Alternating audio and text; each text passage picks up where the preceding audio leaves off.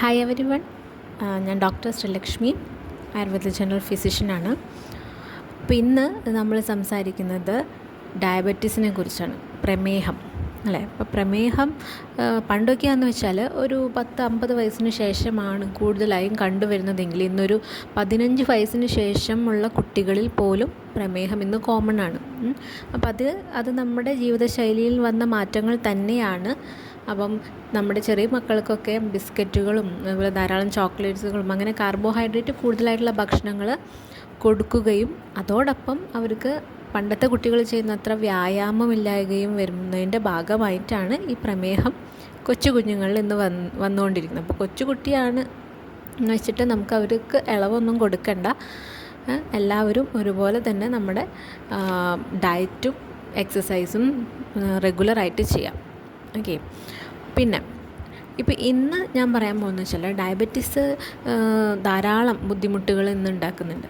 അപ്പം WHO ഒരു concept പറയുകയാണെങ്കിൽ അത് HIV-നേക്കാളും മാരകമായിട്ടുള്ളൊരു അസുഖമായിട്ടാണ് കണക്കാക്കിയിരിക്കുന്നത്. പക്ഷെ നമ്മൾ അത്രയും ലാഘവത്തിലെടുത്തിരിക്കുന്നൊരു കാര്യമാണ് പ്രമേഹം അല്ലേ? ഡോക്ടറെ, ഞാൻ ഇന്ന് രാവിലെ പായസം കുടിച്ചു, അപ്പോൾ അത് കുറയാനായിട്ട് ഞാൻ ഡയബറ്റീസിൻ്റെ മെഡിസിൻ എടുത്തു, അപ്പോൾ പിന്നെ കുഴപ്പമില്ലല്ലോ അല്ലേ? ഇങ്ങനെ ധാരാളം പേഷ്യൻസ് വരാറുണ്ട്. അപ്പം ഡയബറ്റീസ് കൂടാനുള്ള ഒരു കാരണമാണ് മധുരം കഴിക്കുക എന്നുള്ളത്. അപ്പം മധുരം കഴിക്കുന്നു, അതിനനുസരിച്ച് അത് കുറയാനുള്ള മെഡിസിനും കഴിക്കുന്നു. അത് പേഷ്യൻസ് തന്നെ കണ്ടെത്തിയൊരു ചികിത്സാ രീതിയാണ് കേട്ടോ. അതിലിപ്പോൾ എനിക്ക് ഒപ്പീനിയനൊന്നും പറയാനില്ല. ഞാൻ അങ്ങനെയുള്ളവരോട് പറയാനുള്ളതെന്ന് വെച്ചാൽ, ഇപ്പോൾ നമുക്കൊരു മനസ്സിനൊരു വേദന വന്നു, വിഷമം വന്നു, വീണ്ടും ആ വിഷമത്തിലേക്ക് പോകാൻ നമുക്ക് തോന്നുമോ? സെൽഫ് ലവ് ഉള്ളവർക്ക് ഒരിക്കലും തോന്നില്ല. അല്ലെങ്കിൽ നമ്മൾ എന്താ ചെയ്യുക, അങ്ങനെ വിഷമം വന്നാൽ നമ്മൾ അതിൽ നിന്ന് രക്ഷപ്പെടാനുള്ള വഴികൾ നോക്കും അല്ലേ? അപ്പം നിങ്ങളുടെ അവയവങ്ങളെ സ്നേഹിക്കുന്ന ഒരാളാണ് നിങ്ങളെങ്കിൽ, നിങ്ങളുടെ ശരീരത്തെ നിങ്ങൾ സ്നേഹിക്കുന്നുണ്ടെങ്കിൽ ദയവേത് അങ്ങനെ ചെയ്യരുത്. നമ്മളുടെ അവയവത്തിന് കേടുപാടുകൾ വരുന്ന ഒരു കാരണവും നമ്മളായിട്ടുണ്ടാക്കി കൊടുക്കരുത്. ഓക്കെ.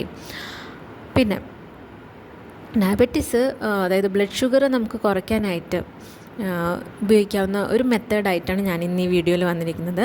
അതിന് ഏറ്റവും ബെസ്റ്റ് എന്ന് പറയുന്നത് ഉലുവയാണ്. ഉലുവ, ഫെനുഗ്രീക്ക് എന്ന് പറയുന്നു ഇംഗ്ലീഷിൽ. ഓക്കെ. അപ്പോൾ ഈ ഉലുവ നോർമലായിട്ടൊരു ദിവസം കഴിക്കേണ്ട ക്വാണ്ടിറ്റി എന്ന് പറയുന്നത് 25 ഗ്രാം തൊട്ട് 50 ഗ്രാമാണ്. പക്ഷേ അത് എത്രത്തോളം ഒരാൾ എടുക്കണം എന്ന് വിചാരിച്ചു കഴിഞ്ഞാൽ അത് അയാളുടെ ഡയബറ്റീസിൻ്റെ സിവിയറിറ്റി അനുസരിച്ച് വേണം എടുക്കാനായിട്ട്. ഓക്കെ. അപ്പം ഇതെങ്ങനെയാണ് കഴിക്കേണ്ടതെന്ന് വെച്ചാൽ, ഒന്നില്ലെങ്കിൽ തുടക്കക്കാരൊക്കെ ആണെങ്കിൽ 25 ഗ്രാം ഉലുവ, അപ്പോൾ നമുക്കൊരു 12.5 വെച്ച് ഈക്വലായിട്ട് അങ്ങനെ ഭാഗിച്ച് വയ്ക്കാം.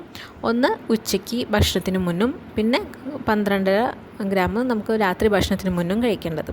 അതെങ്ങനെയാണ് കഴിക്കേണ്ടതെന്ന് വെച്ചാൽ, ഒന്നില്ലെങ്കിൽ ഇത് രാത്രി നമ്മൾ വെള്ളത്തിലിട്ട് വെച്ചിട്ട് ഭക്ഷണത്തിന് മുന്നായിട്ട് നിങ്ങൾക്ക് ചവച്ചരച്ച് തിന്നാം. അതിന് ബുദ്ധിമുട്ടാണ്, ചെറിയ കയ്പ്പൊക്കെ ഉണ്ടാവും, അതിന് ബുദ്ധിമുട്ടുള്ളവരാണെങ്കിൽ ഉലുവ പൊടിച്ച് വയ്ക്കാം.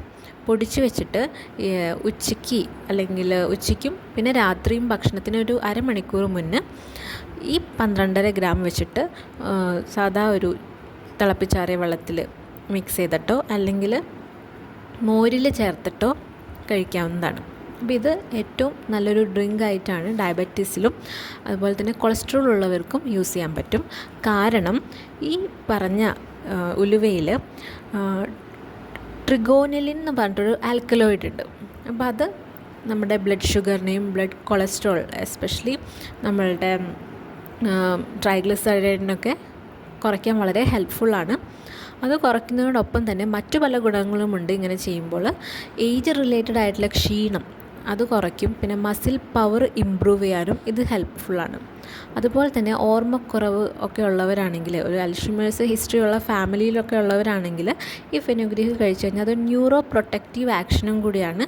അത് നിങ്ങളുടെ മെമ്മറി പവർ ഇൻക്രീസ് ചെയ്യിപ്പിക്കുകയും ചെയ്യും. ഓക്കെ. അപ്പോൾ ഇങ്ങനെ ധാരാളം ഗുണങ്ങൾ ഇതിനുണ്ട്. അപ്പം ഇങ്ങനെ കുറച്ച് നാൾ, ഒരു 3-4 മാസമൊക്കെ അടുപ്പിച്ച് ഇങ്ങനെ കഴിക്കുമ്പോൾ നിങ്ങൾക്ക് മനസ്സിലാവും ഈ ഡയബറ്റിക് ആയിട്ട് മരുന്ന് കഴിക്കുന്നവർക്ക് ആ ഡോസ് കുറച്ച് കൊണ്ടുവരാനായിട്ട് സാധിക്കും. ഓക്കെ. അപ്പോൾ ഇത് ചെയ്യാത്തവരുണ്ടെങ്കിൽ ചെയ്ത് നോക്കുക. ഡയബറ്റിക് ആയിട്ട് റിലേറ്റഡ് ആയിട്ടുള്ള ന്യൂറോപ്പതി, അതായത് കൈകാല് തരിപ്പ് അങ്ങനെയൊക്കെ ഉള്ളവർക്കൊക്കെ ഇത് വളരെ എഫക്റ്റീവാണ്. ഓക്കെ. അപ്പോൾ ഈ അറിവ് നിങ്ങൾ ഡയബറ്റീസ് ഉള്ളവർക്കും നിങ്ങളുടെ റിലേറ്റീവ്സിന് അങ്ങനെയൊക്കെ അയച്ചു കൊടുക്കുക. പിന്നെ ഒരു കാര്യം ശ്രദ്ധിക്കേണ്ടതെന്ന് വെച്ചാൽ ഡയബറ്റീസിന് ഇപ്പോൾ ഡോക്ടർ പറഞ്ഞു ഉലുവ മാത്രം കഴിച്ചാൽ മതി എന്ന് പറഞ്ഞിട്ട് ഇപ്പോൾ ഡയബറ്റീസിന് ഡ്രഗ്സ് കഴിക്കുന്ന മെഡിസിൻ കഴിക്കുന്ന ആൾക്കാരുണ്ടെങ്കിൽ ദയവ് ചെയ്ത് അത് സ്റ്റോപ്പ് ചെയ്യരുത്.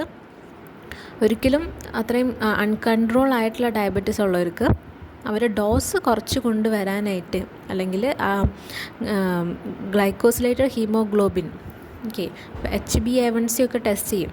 അപ്പോൾ A1c ഒക്കെ അതിൻ്റെ അളവുകൾ കുറച്ച് കൊണ്ടുവരാനായിട്ട് ഇതൊക്കെ വളരെ ഹെൽപ്ഫുള്ളാണ്. അപ്പോൾ ഒരു സപ്പോർട്ടീവായിട്ട് നമുക്കിത് മാനേജ് ചെയ്യാം.